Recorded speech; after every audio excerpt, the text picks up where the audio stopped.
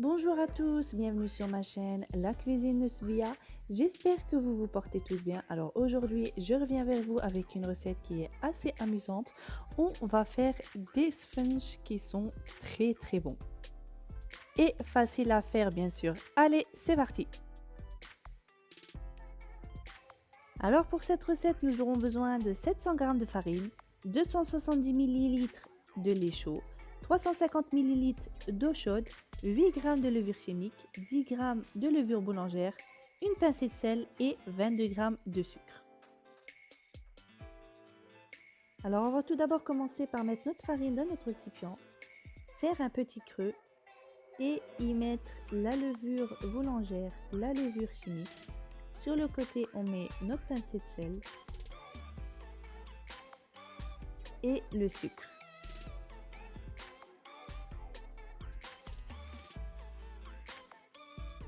Avant de rajouter le liquide, on va tout d'abord mélanger une première fois notre mélange et y rajouter le lait et l'eau chaude.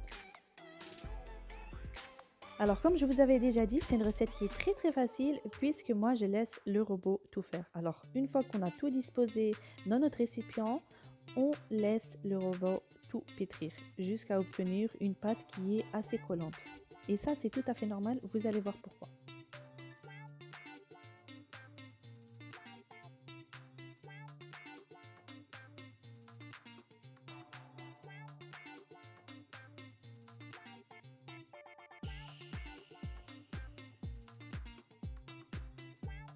Alors sur les 2 premières minutes, je bats ma pâte sur une vitesse 4 et par après je passe à la 6e vitesse pour accélérer le tout. Alors une fois que vous obtenez une pâte qui est assez collante, on va recouvrir notre récipient avec un film alimentaire et laisser notre pâte reposer pendant 5 minutes. Alors après 5 minutes, on va dégazer notre pâte. On va la mélanger et on va la laisser lever pendant 45 à 60 minutes. Le plus longtemps on laisse notre pâte lever, le meilleur nos sponges seront.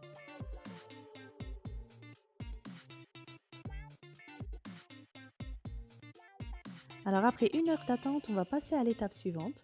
Comme vous pouvez le constater, ma pâte elle a très bien levé et c'est un très bon signe.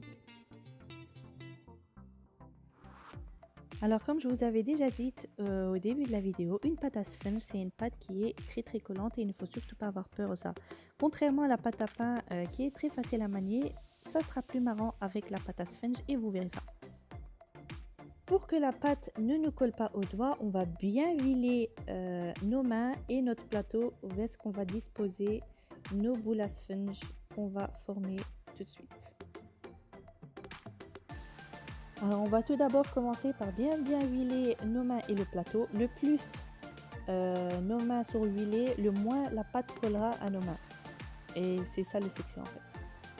Alors une fois que vous avez tout disposé sur un plateau, on va les laisser poser environ 2-3 minutes en attendant que notre huile chauffe.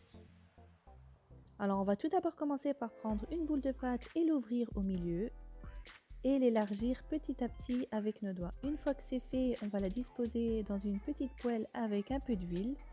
Comme ça, elle commence à doubler de volume.